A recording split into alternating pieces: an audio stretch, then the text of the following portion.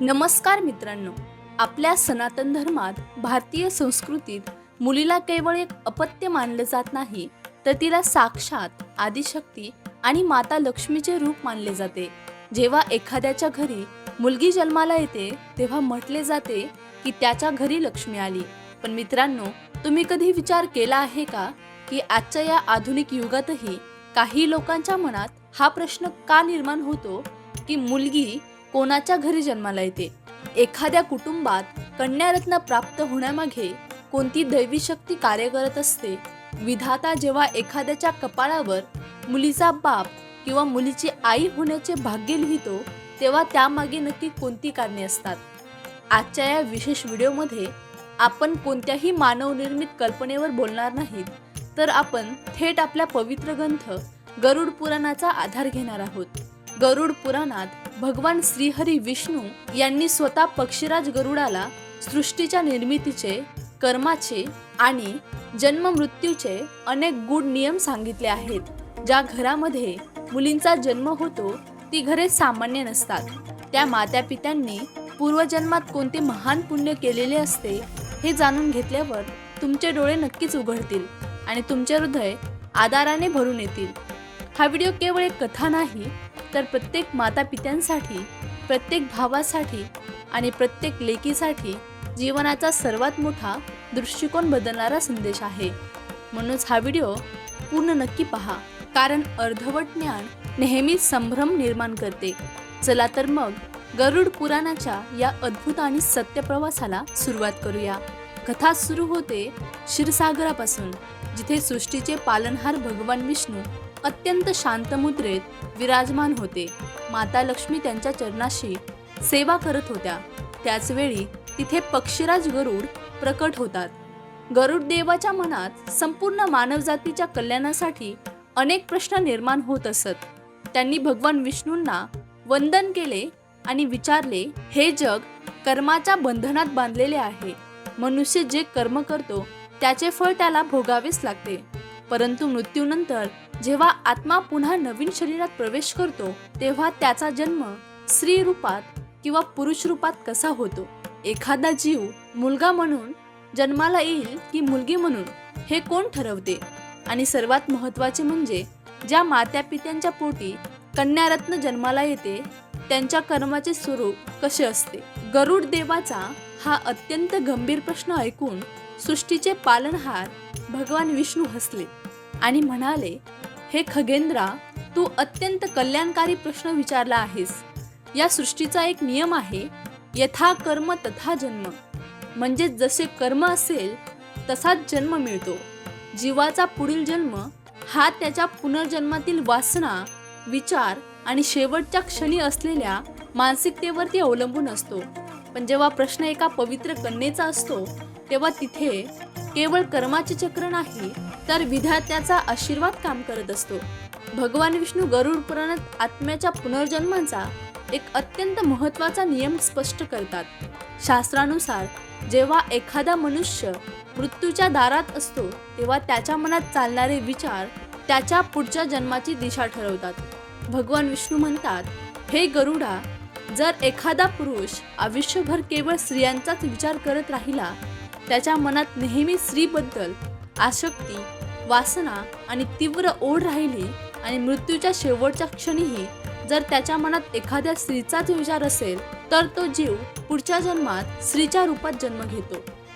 याउलट जर एखादी स्त्री मृत्यूच्या अंतिम क्षणी एखाद्या पुरुषाचे स्मरण करत असेल किंवा तिच्या मनात पुरुषाबद्दल तीव्र आसक्ती असेल, तर तिचा पुढचा जन्म पुरुष शरीरात होतो. हा निसर्गाचा नियम आहे की अंतकाळी जे मनात असते, आत्मा त्याच दिशेने मार्गक्रमण करतो. परंतु जेव्हा आपण एका पवित्र कुटुंबात एका निष्पाप मुलीच्या जन्माबद्दल बोलतो, तेव्हा त्यामागे केवळ मृत्यूसंयमीचे विचार नसतात, तर त्या मातापित्यांचे संपूर्ण आयुष्यभराचे पुण्य एकत्र आलेले असते. आता सर्वात महत्त्वाचा प्रश्न म्हणजे, मुलगी कोणाच्या घरी जन्माला येते? गरुड पुराणानुसार ज्या कुटुंबात मुलीचा जन्म होतो, ते मातापिता पुनर्जन्मात अत्यंत भाग्यवान आणि पुण्यवान राहिलेले असतात. भगवान विष्णू सांगतात की कन्यारत्न प्राप्त होणे ही काही सामान्य गोष्ट नाही.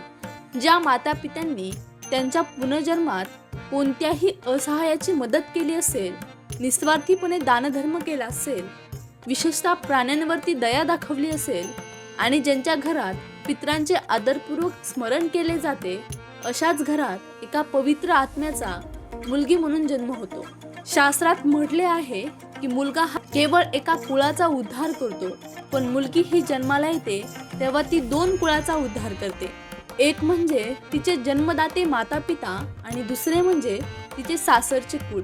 म्हणून ज्या मातापित्यांमध्ये 2 कुळांना सांभाळण्याची, त्यांना सुसंस्कृत करण्याची क्षमता असते, विधाता त्याच जोडप्यांची निवड करतो.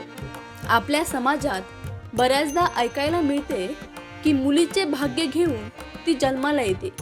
गरुड पुराण या गोष्टीला पूर्णपणे दुजोरा देतो. शास्त्रानुसार जेव्हा एखाद्या व्यक्तीच्या घरी मुलगी जन्माला येते, तेव्हा ती केवळ एक शरीर घेऊन येत नाही, तर ती त्या घरासाठी समृद्धी, शांती आणि ऐश्वर्य घेऊन येत असते. ज्या घरांमध्ये लेकीचा जन्म होतो, तिथली नकारात्मक ऊर्जा स्वतःहून नष्ट होते. मुलगी म्हणजे साक्षात माता लक्ष्मीचे पावले असतात. गरुड पुराणात विष्णुदेव म्हणतात, ज्या घरांमध्ये मुलींचा आदर केला जातो, तिथे मुलींना आनंद दिला जातो, तिथे मला स्वतः राहण्याची गरज नसते, कारण तिथे माता लक्ष्मी आधीपासूनच वास करत असते. मुलीचा जन्म हे या गोष्टीचे जिवंत प्रमाण आहे की परमेश्वर तुमच्यावर प्रसन्न आहे आणि त्यांनी तुमच्या घरात त्यांच्या सर्वात पवित्र शक्तीला पाठवले आहे. पण मित्रांनो, गरुड पुराणात जिथे मुलीच्या जन्माचे कौतुक केले आहे, तिथेच मुलीचा अपमान करण्यासाठी, त्यांच्यावरती अत्याचार करण्यासाठी अत्यंत भयानक शिक्षांचे वर्णनही केले आहे.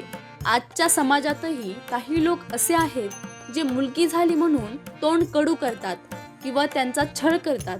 अशा लोकांसाठी गरुड पुराणातील चेतावणी अत्यंत कठोर आहे. भगवान विष्णू स्पष्टपणे सांगतात, जी व्यक्ती किंवा कुटुंब घरातील लेकीला, सुनेला किंवा कोणत्याही स्त्रीला मानसिक किंवा शारीरिक त्रास देते, तिच्या डोळ्यात अश्रू आणते, त्या घराचे पुण्य त्या क्षणी नष्ट होते. अशा व्यक्तीला मृत्यूनंतर यमलोकात अरोख्य नावाच्या नरकात टाकले जाते. तिथे यमदूत त्यांना तप्त तेलात टाकतात आणि त्यांचे क्रूर कृत्य संपेपर्यंत त्यांना अनन्वित यातना दिला जातात. स्त्रीचा अपमान करणारे लोक पुढील अनेक जन्मांपर्यंत दारिद्र्य, रोग आणि दुःखाचा सामना करतात, कारण आदिशक्तीचा अपमान करणाऱ्याला या ब्रह्मांडात कुठेही माफी नाही. हिंदू धर्मात अनेक प्रकारच्या दानांचे महत्त्व सांगितले आहे, गोदान, अन्नदान, भूमिदान. परंतु गरुड पुराण आणि इतर महापुराणांमध्ये कन्यादान हे जगातील सर्व दानांपेक्षा सर्वश्रेष्ठ आणि महापुण्य मानले जाते. कन्यादान म्हणजे काय? स्वतःच्या काळजाचा तुकडा तहानाचे मोठे केले, जिला सर्व सुख दिले, तिला दुसऱ्याच्या स्वाधीन करणे, हे धाडस आणि हे पुण्य प्रत्येक मनुष्याच्या नशिबात नसते. भगवान विष्णू म्हणतात, ज्या पुरुषाला आपल्या आयुष्यात कन्यादान करण्याचा अधिकार मिळतो, त्यात 7 पिढ्यांचे पाप धुवून निघते. जेव्हा एक वडील आपल्या मुलीचे कन्यादान करतो, तेव्हा त्याला मिळणारे पुण्य हे हजारो अश्वमेध यज्ञ आणि गंगा स्नानांपेक्षाही मोठे असते. विचार करा, विधाता तुम्हाला इतके मोठे पुण्य कमवण्याची संधी देतो, तर तुम्ही किती भाग्यवान आहात. गरुड पुराणानुसार ज्या घरात मुलगी जन्माला येते, त्या घराच्या वातावरणावर त्या कुटुंबाची प्रगती अवलंबून असते. ज्या घरात मुलीचा आवाज आनंदी असतो, तिथे ती हसते, खेळते, तिथे देवांचे आशीर्वाद राहतात. परंतु ज्या घरात नेहमी भांडणे होतात, तिथे मुलींवरती ओरडले जाते किंवा तिला मुलांपेक्षा कमी लेखले जाते, तिथली लक्ष्मी रुसून निघून जाते. शास्त्र आपल्याला शिकवते की जर तुम्हाला तुमच्या घरात सुख समृद्धी हवी असेल, तर तुमच्या लेकीला शिक्षणाची, विचारांची आणि सन्मानाची पूर्ण संधी द्या. ती केवळ परक्याचे धन नाही, तर ती तुमच्या कुळाची शान आहे.